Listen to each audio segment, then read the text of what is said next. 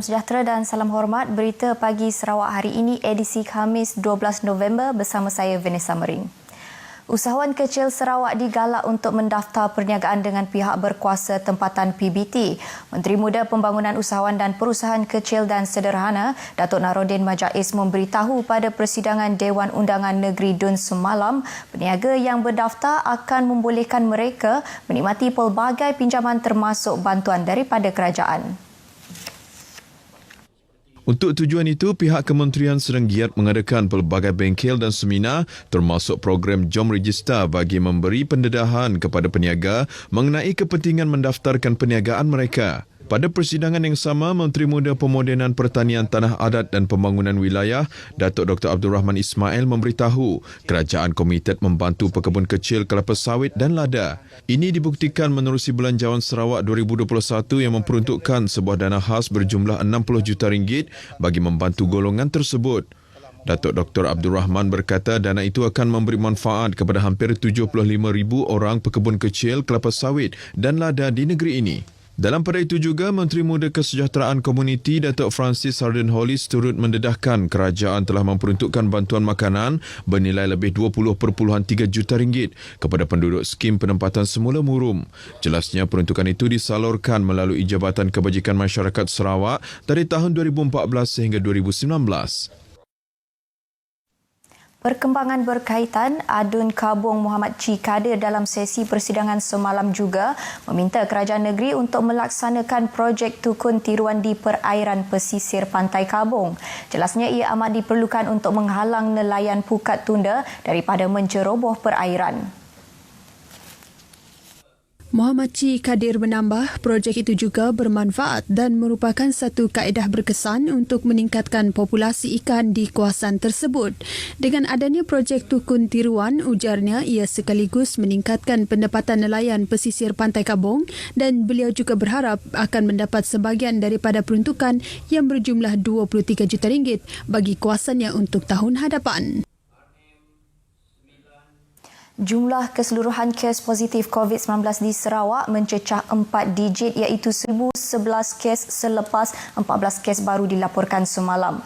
Jawatan Kuasa Pengurusan Bencana Negeri JPBN Sarawak dalam kenyataannya berkata kesemua kes baru berkenaan adalah di daerah Kuching. Daripada jumlah tersebut, 12 kes merupakan kes saringan kontak rapat kepada kes positif COVID-19 yang telah dilaporkan sebelum ini. Manakala 2 kes lagi membabitkan kes saringan kendiri dan kes saringan individu yang bergejala.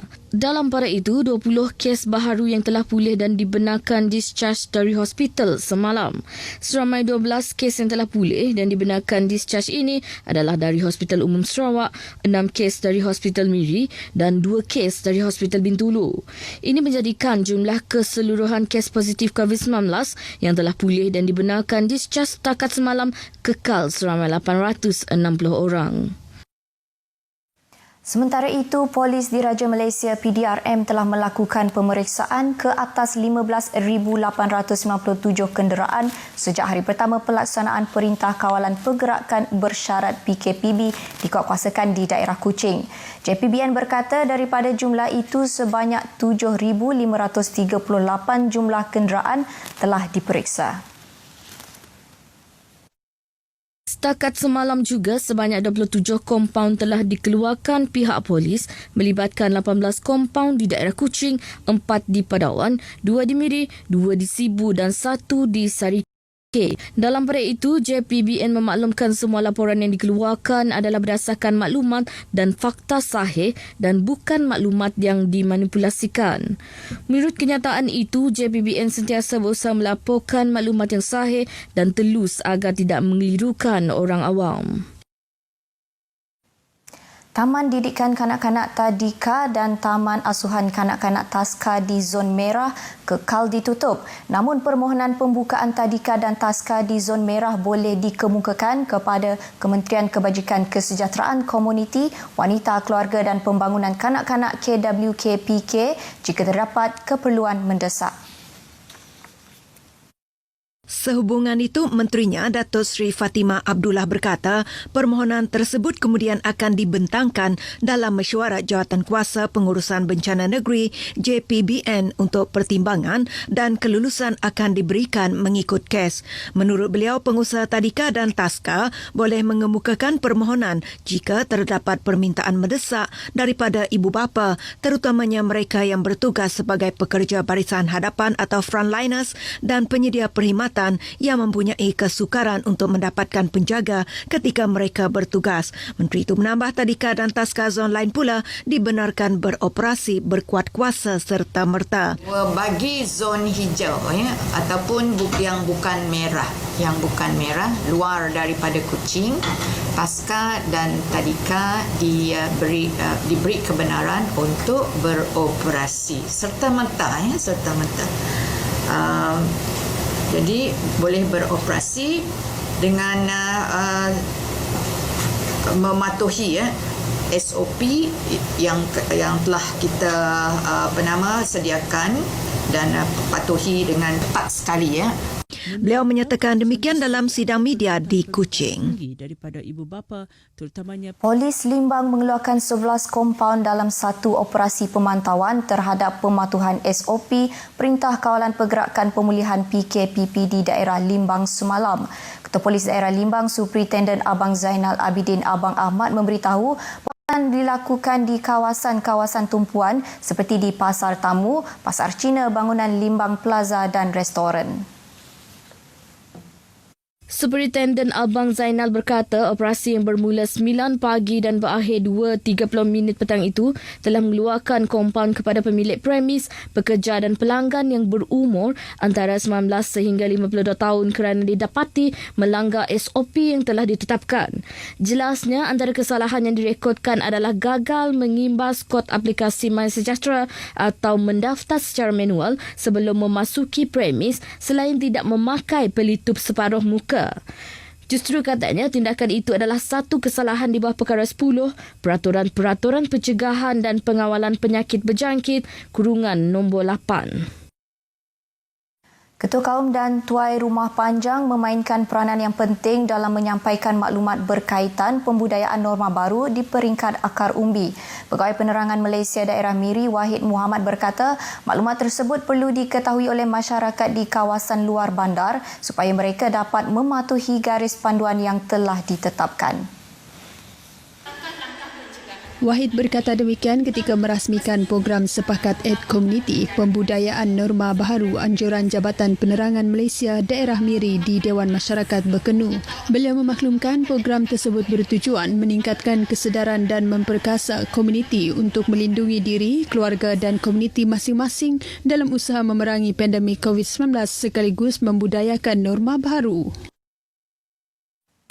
Angkatan Pertahanan Awam APM Daerah Limbang kini dalam keadaan siap siaga menghadapi sebarang kemungkinan banjir ekoran musim monsun Timur Laut yang sedang dihadapi negara ketika ini. Menurut Pegawai Pertahanan Awam Daerah Limbang, Kapten Pertahanan Awam Sulaiman Salama, APM Daerah Limbang telah dilantik sebagai sekretariat di peringkat daerah dan bertanggungjawab bagi pengoperasian bencana. APM Limbang telah bersiap sedia dari segi menghadapi monsun Timur Laut MTL, baik daripada semua keseluruhan logistik yang sedia ada, begitu juga dengan kekuatan anggota yang kita ada, khususnya daerah Limbang ini.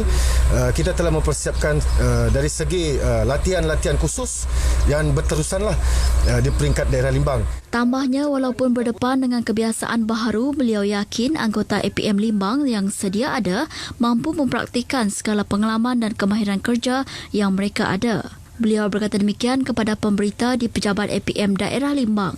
Dalam pada itu, beberapa anggota APM Limbang yang ditemui menyatakan kesiapsiagaan mereka untuk bertugas di musim monsun Timur Laut ini.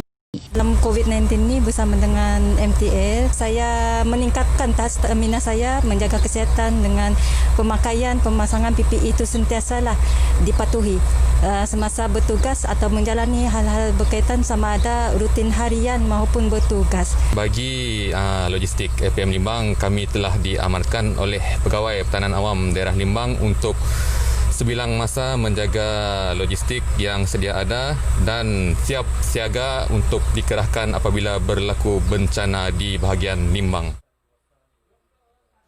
Pasukan Gerakan Am PGA Miri telah merampas stok barangan seludup yang belum lulus cukai kastam dengan nilai mencecah 2.2 juta ringgit di 3 lokasi berbeza yang dijalankan di Bandaraya Miri Selasa lepas.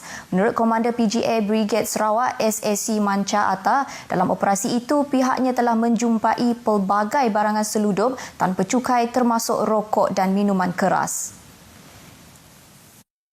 Hasil pemeriksaan telah menemui 14,174 karton rokok, pelbagai jenis dan 422 kotak minuman keras, pelbagai jenama yang disimpan di 3 premis berbeza. SAC Manca yang dihubungi pemberita semalam turut mendedahkan seorang lelaki tempatan yang dipercayai penjaga stor juga ditahan untuk siasatan lanjut. Barang rampasan telah diserahkan kepada Ibu Pejabat Polis Daerah Miri untuk disiasat di bawah Seksyen 135-1-D Akta Kastam 1967. Dedahnya lagi, sepanjang 3 minggu ini, pihaknya telah mencatatkan nilai rampasan mencecah 7 juta ringgit di seluruh Sarawak. Operasi mencari dan menyelamat SAR digerakkan bagi mencari seorang lelaki warga emas berusia 77 tahun bernama Bri bin Langir dipercayai lemas di Sungai Kampung Medong seberang Dalat.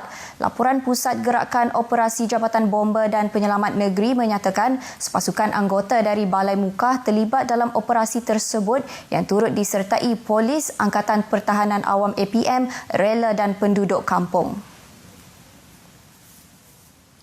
Operasi SAR diteruskan dilakukan dengan kaedah carian permukaan di lokasi mangsa dipercayai jatuh sekitar 100 meter dari hulu dan hilir lokasi mangsa hilang. Menurut saksi, mangsa dikatakan ingin mengambil alang belian yang hanyut di Jelatong Lama oleh arus sungai yang deras. Beliau melepaskan alang belian tersebut dan cuba berenang ke Jelatong berhampiran tetapi mangsa terus tenggelam. Operasi ditangguh pada pukul 6.30 petang semalam dan akan disambung semula pagi ini. Paparan itu tadi mengakhiri berita pagi Sarawak hari ini. Saya Vanessa Mering. Sehingga berjumpa lagi. Salam hormat.